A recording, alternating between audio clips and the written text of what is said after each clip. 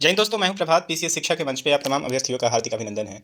आज चर्चा के मुख्य बिंदु में है इजराइल के द्वारा लॉन्च किया गया ऑपरेशन राइजिंग लायन। ये काफ़ी महत्वपूर्ण खबर है। अंतर्राष्ट्रीय स्तर पे ये उभरता हुआ एक ऐसा खबर है जिसे आपको प्रतियोगी के रूप में ज़रूर अपने दिमाग में रखना चाहिए। और इसके प्रमुख कारणों की चर्चा हम यहाँ पे करने जा रहे हैं कि अचानक से ऐसा क्या हुआ है कि इजराइल ने ईरान के ऊपर हमला कर दिया है। तमाम तरह के प्रश्नों को यहाँ देखने का हम प्रयास करेंगे। इससे पहले आप सभी को याद करा दें कि यदि आपने चैनल को सब्सक्राइब नहीं किया है तो चैनल को जरूर सब्सक्राइब कर लें, ताकि आप सभी को जो नोटिफिकेशन है वो टाइमली मिल सके और आप ऐसे काफ़ी महत्वपूर्ण करंट अफेयर्स के अपडेट से अवेयर हो सकें। चलिए चलते हैं अपने सेशन की तरफ। बात करते हैं सबसे पहले इजराइल के द्वारा जो ऑपरेशन राइजिंग लायन यहाँ पे लॉन्च किया गया है। तो राइजिंग लायन तो निश्चित रूप से इजराइल का ईरान के ऊपर ये अटैक है। लेकिन कोई भी ऑपरेशन आपको पता है कि रातों रात नहीं होता है। इस ऑपरेशन के पीछे कई सारी कहानियाँ होती हैं और खासकर ये बताया जा रहा है कि जिस समय मैं लेक्चर रिकॉर्ड कर रहा हूँ, आज दिनांक हो चला है 14 जून। जिस समय मैं ये लेक्चर रिकॉर्ड कर रहा हूँ, इस समय तक अभी तक ईरान ने भी पलटवार कर दिया है और इजराइल ने यह स्पष्ट कर दिया है कि हमने जो ऑपरेशन राइजिंग लायन को लॉन्च किया है, इसका मुख्य उद्देश्य ईरान को परमाणु हथियार बनाने से रोकना है। अब इजराइल ईरान को परमाणु हथियार बनाने से क्यों रोक रहा है, इसके पहले कि ये अटैक हो, इसके पहले दो घटनाओं को देखना चाहिए हमें, जो जस्ट पीछे 13 जून को द हिंदू के आर्टिकल में छपा हुआ था, द हिंदू में छपा हुआ था। यहाँ पे आप देख सकते हैं पहले खबर को, जहाँ पे इसने लिखा था, Israel should not strike Iran as a deal is close says Trump. तो डोनाल्ड ट्रंप का एक स्टेटमेंट आया था, जो कि कल ही के न्यूज़पेपर में आपने देखा होगा, कि इजराइल को ये कहा था कि आप इजराइल को कहा था कि आप वेट कीजिए, आप किसी भी तरीके का अटैक ईरान के ऊपर नहीं कीजिए, क्योंकि ईरान और अमेरिका काफ़ी क्लोज है एक परमाणु डील को लेकर। अब परमाणु डील यहाँ पे क्या है कि ईरान को परमाणु बनाने के लिए यहाँ पे नहीं हो रहा था। यहाँ पे यूएसए का संदर्भ ये था कि किसी भी तरीके से ईरान अपने जो यूरेनियम का इनरिचमेंट कर रहा है, इस प्रोग्राम को किसी तरीके से रोके। आपको मालूम है कि इसके पहले कई सारी खबरें आ चुकी थी कि ईरान जो है अभी तक अपने इनरिचमेंट को लगभग 65% से आगे तक बढ़ा रखा है और ईरान के पास अभी इतना ज़्यादा यूरेनियम हो चुका है जिससे कम से कम वो 9 परमाणु बम बना सकता है और कई सारे बैलिस्टिक मिसाइल में भी उसका इस्तेमाल कर सकता है। अब आप समझते हैं कि जो ईरान का लोकेशन है वो ईरान और इजराइल का लोकेशन, इसे हम आगे पढ़ेंगे तत्काल। इस आप न्यूज़ में देख सकते हैं कि US president Donald Trump called on Thursday on Israel not to attack Iran, saying a deal on its nuclear programme remained close, but Tehran definitely would to increase its output of enrichment uranium ahead of new walk. तो आप समझ सकते हैं कि यहाँ पे निश्चित रूप से ट्रंप ने इस बात के लिए, मतलब ये बात तय था कि यहाँ पे डोनाल्ड ट्रंप को इस बात की खबर जरूर थी कि इजराइल जो है वो ईरान के ऊपर अटैक करने वाला है। दूसरा न्यूज़ आप यहाँ पे भी देख सकते हैं, यहाँ पे आईएईए इंटरनेशनल एटॉमिक एनर्जी को लेकर IAEA board sensor Iran for not complying with the nuclear obligations. यहाँ पे आईएईए ने यह सतर्क किया था कि ईरान जो है जो परमाणु जो एनर्जी होता है उसके जितने भी गाइडलाइंस होते हैं उस गाइडलाइंस को नहीं मान रहा है। आप यहाँ पे देख सकते हैं ये न्यूज़ भी 13 जून का है। मतलब जो इंट था, जो इन्फॉर्मेशन था, ये क्लियर था कि ईरान जो है बहुत ही क्लोज पहुँच गया है और ईरान चूंकि एक परमाणु संपन्न देश नहीं है और उसके बावजूद भी ईरान लगातार, आप देखेंगे कि यूरेनियम के द्वारा आप यहाँ पे एटॉमिक बम बनाने का प्रयास कर रहा था। The UN Nuclear Watchdog Board of Governors on Thursday formally found that Iran is not complying with its nuclear obligation for the first time in 20 years, a move that it could lead a further tension and set in motion an effort to restore UN sanction and Tehran later this year। तो इस बात से स्पष्ट आप देख सकते हैं, इसको वास्टो कहा जाता है। आईएईए बेसिकली जहाँ जहाँ भी न्यूक्लियर एनर्जी प्रोग्राम होता है उसका ये देख रेख करता है और कहीं से भी, जैसा कि अभी हाल फिलहाल में आपने देखा कि ऑपरेशन सिंदूर के दौरान जैसे ही पाकिस्तान के नूर खान बेस से न्यूक्लियर लीक की खबर जैसे ही आई थी, वहाँ पे तुरंत जो है अमेरिका का खुफिया विमान वहाँ पे आ गया था और लगातार न्यूक्लियर लीक को रोकने का प्रयास करने लगा था और वहाँ पे आपने देखा होगा कि इमीडिएट ही सीज फायर का भी ऐलान कर दिया गया था।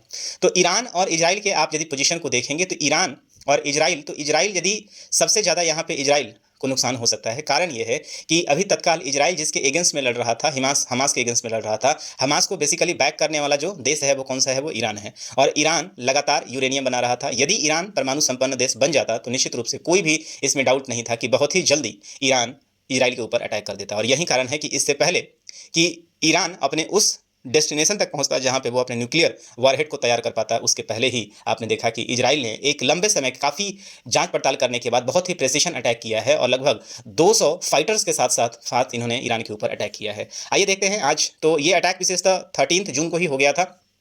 14 तारीख के न्यूज़पेपर में इसको सभी लगभग प्रिंट मीडिया ने कवर किया है और अंतर्राष्ट्रीय जगत की ये सबसे बड़ी खबर भी है। तो यहाँ पे आप देख सकते हैं, यहाँ जो मैंने संदर्भ लिया है ये दैनिक जागरण का है और ये आज 14 जून है। आज के न्यूज़पेपर में आप इसे, चाहे वो दैनिक जागरण हो, चाहे वो द हिंदू हो, चाहे वो टाइम्स ऑफ इंडिया हो, हर जगह ये खबर छाया हुआ है। तो आप देख सकते हैं यहाँ हुआ क्या है। तो ईरान के परमाणु और सैन्य ठिकानों पर इजराइल का हमला हुआ है। इजराइल के जो नेतान्हू हैं वहाँ पर स्पष्ट कहा है कि हमने ईरान के आम जनता के ऊपर कहीं से कोई अटैक नहीं किया और हमारा कोई भी संदर्भ ऐसा नहीं है कि ईरान की आम जनता पर अटैक किया जाए। मेरा उद्देश्य सिर्फ इतना है कि ईरान किसी तरीके से परमाणु जो हथियार है वो नहीं बना पाए। तो आइए देखते हैं इस पूरे खबर में क्या कहा गया है कि अपने वर्षों की तैयारी को अंजाम देते हुए इजराइल ने शुक्रवार तड़के ईरान पर बड़ा हवाई हमला किया है और उसने अपने इस ऑपरेशन को ऑपरेशन राइजिंग लायन का नाम दिया है। तो नोट कर लेंगे अभ्यर्थी के रूप में ये आने वाले एग्जामिनेशन में निश्चित रूप से इस क्वेश्चन को पूछा जाएगा कि ऑपरेशन राइजिंग लायन का संबंध किससे है।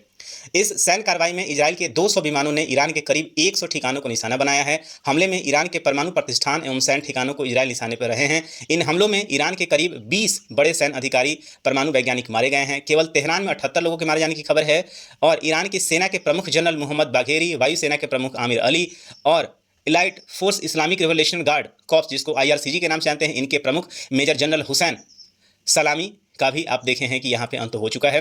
इजराइल के खुफिया संगठन मोसाद ने ईरान की गुप्त ठिकाने से कम ऊंचाई वाले ड्रोन छोड़कर उनके हमले से ईरान के डिफेंस सिस्टम और मिसाइल लॉन्चिंग सिस्टम को ध्वस्त कर दिया था। तो इस बात पे स्पष्ट है कि इसका जो ईरान का जो एक खुफिया संगठन है, जिस तरीके से इंडिया का रॉ है, पाकिस्तान का ISI है, उसी तरीके से जो इजराइल है ये दुनिया का सबसे खतरनाक जो आप देखेंगे गुप्त संगठन माना जाता है, जिसको हम लोग मोसाद के नाम से जाना जाता है। तो जिस तरीके से भारत ने एंटी सिस्टम मिसाइल्स को, जिस तरीके से एयर डिफेंस सिस्टम को ध्वस्त किया, पाकिस्तान के एयर डिफेंस सिस्टम HQ-9 को ध्वस्त किया था, उसी तरीके से एक कैमोफ्लेज के माध्यम से आप देखेंगे कि इसे एक लो लेवल ड्रोन में इंगेज कर दिया था यहाँ पे मोसाद ने इनके एयर डिफेंस सिस्टम को, और इनको इंगेज करने के बाद ऊपर से हवाई हमले को अंजाम दिया था।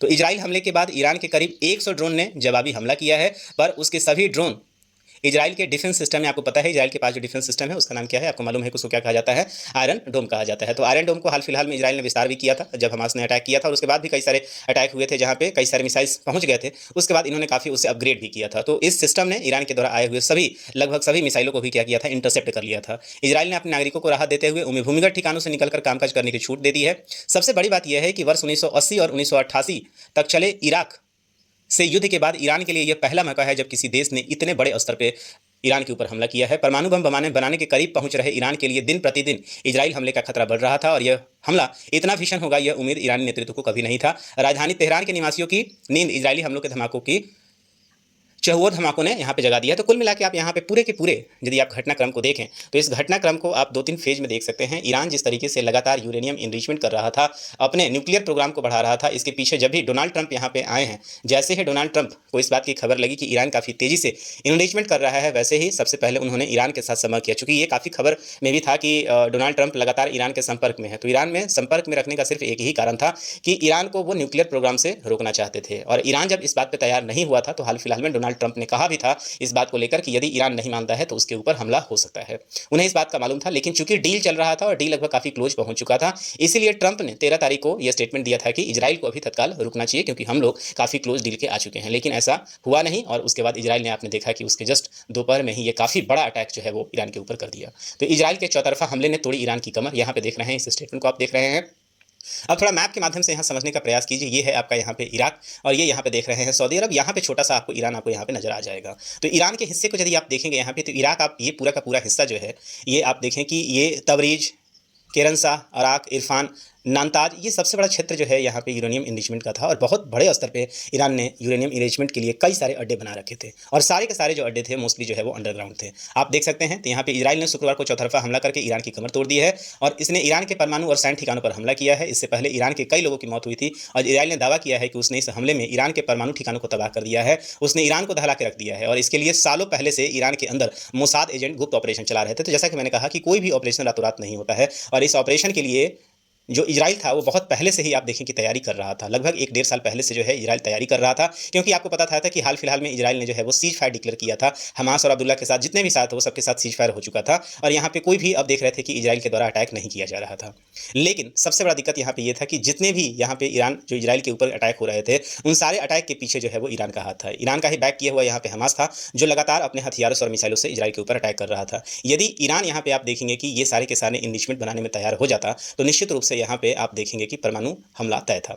ईरान के परमाणु और सैन्य महत्व के ठिकानों पर हमले से बहुत पहले मोसाद ने वहां अपना एक घातक सीक्रेट नेटवर्क बनाया, और इजराइल सुरक्षा सूत्रों से मिली जानकारी के अनुसार सालों पर हमले पहले मोसाद ने इस पर काम किया था, और मोसाद ने अंदर ही अंदर गुप्त तरीके से ईरान की जमीन पर गुप्त ऑपरेशन चलाया था, और सही समय का इंतजार कर रहे थे। मोसाद ने ईरान के गुप्त गाइडेड वेपन सिस्टम और ड्रोन बेस पर नज़र बना रखा था। तो जहाँ-जहाँ ईरान ने अपना जो एंटी एयरक्राफ्ट मिसाइल्स जहाँ लगा रखा था, जहाँ भी एडी सिस्टम इन्होंने लगा रखा था, सबका इन्होंने लोकेशन पहले से ले रखा था।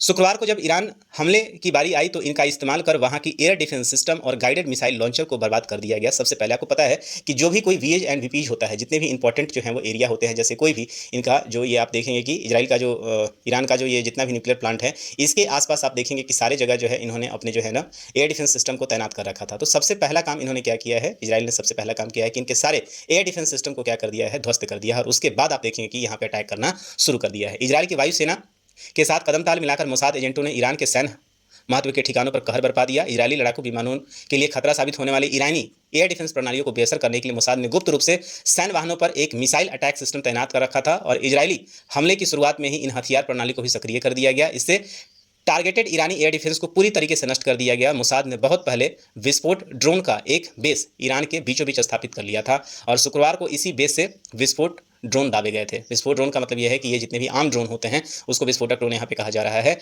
और तेहरान के पास अशफकाबाद बेस पर स्थित बैलिस्टिक मिसाइल लॉन्चरों को तबाह कर दिया गया। ये मिसाइल लॉन्चर भविष्य में इजरायली नागरिकों और रणनीतिक लक्ष्यों के लिए खतरा पैदा कर सकते हैं। तो आप देख सकते हैं कि बहुत ही सटीकता के साथ जो है ना इजराइल ने ये हमला किया है। न केवल इजराइल ने हमला बाहर से किया है, 200 एयरक्राफ्ट कहा जा रहा है कि 200 फाइटर एयरक्राफ्ट के साथ जो है ना इजराइल ने ईरान के ऊपर हमला किया है, बल्कि इसके अलावा इंटरनली इनके मोसाद जो हैं वो भी ऑपरेट कर रहे थे और सारे इनके एयर डिफेंस सिस्टम को सबसे पहले उन्होंने बर्बाद किया। जो अटैक था आप यहाँ पे देख सकते हैं, ये रहा आपका इजराइल और यहाँ से जितने भी इनके न्यूक्लियर प्लांट थे सबों के ऊपर ये अटैक जो है इन्होंने किया है और कोई भी इनका न्यूक्लियर प्लांट अभी तक इजराइल ने नहीं छोड़ा है। ये आप देख सकते हैं तेहरान का ये साइट है। ईरान का सबसे बड़ा एनरिचमेंट साइट जो है आप देखिए तेहरान में था और यहाँ पे अंडरग्राउंड एरिया था। सबसे बड़ी बात यह है कि काफ़ी ज़्यादा अंडरग्राउंड था। इसमें एक बहुमंजिला अंडरग्राउंड एनरिचमेंट हॉल था जहाँ आप देख सकते हैं, कहा जा रहा है कि 26 मंजिला जो है वो मकान जो था नीचे यहाँ पे सारे प्रोग्राम रखे थे उसको भी इजराइल ने यहाँ पे हिट करके बर्बाद कर दिया है। यहाँ पे मारे गए आप देखिए टॉप कमांडर्स इनके जितने भी हैं, हुसैन सलमानी जो कि IRGC के गार्ड कमांडर इन चीफ हुआ करते थे, मोहम्मद बेगरी जो थे वो ईरानी सशस्त्र बलों के चीफ ऑफ स्टाफ हुआ करते थे, गुलाम अल रशीद आप देखते हैं कि ये भी आप जो खत्म अल अनबिया मुख्यालय के कमांडर हुआ करते थे। तो ये जितने भी इनके महत्वपूर्ण कमांडर थे और सबसे इंपॉर्टेंट ये है कि जो इनके प्रोग्राम की देखरेख कर रहे थे ये दोनों परमाणु वैज्ञानिक जिनका नाम है डॉक्टर फरीदुन अब्बासी दवानी और डॉक्टर मोहम्मद तहरानची, इन सबों को भी आप देखेंगे कि इजराइल ने अपने इस हमले में मार दिया है। तो ये पूरी की पूरी ये खबर थी यहाँ पे। हालांकि जिस समय मैं लेक्चर रिकॉर्ड कर रहा हूँ उससे ईरान ने भी जवाबी कार्रवाई किया है, लेकिन ये जवाबी कार्रवाई वैसा नहीं है क्योंकि इजराइल ऑलरेडी काफ़ी ज़्यादा अलर्ट है और अपने दुश्मनों के लिए उसको पहले से भी काफ़ी सारा उसके पास ऑलरेडी ऐसे वेपन्स है जो सारे मिसाइल्स को ये निष्क्रिय कर दे रहा है। तो ये अभी का पूरा अपडेट रहा। आपके एग्जामिनेशन पॉइंट ऑफ व्यू से सबसे इंपॉर्टेंट ये रहेगा कि ऑपरेशन राइजिंग लायन का संबंध किससे है, आप बता सकते हैं। ये क्वेश्चन MCQ के फॉर्मेट में पूछा जा सकता है। तो मुझे उम्मीद है कि ये पूरा का पूरा सेशन आपको समझ में आया होगा, क्यों ये हमला इजराइल के द्वारा ईरान पर किया गया है, ये बात भी आप समझ पाए होंगे। तो इस सेशन में इतना ही, मिलेंगे आपसे हम अगले सेशन के लिए, तब तक दीजिए हमें इजाज़त। साइनिंग ऑफ, दिस इज प्रभात। जय हिंद।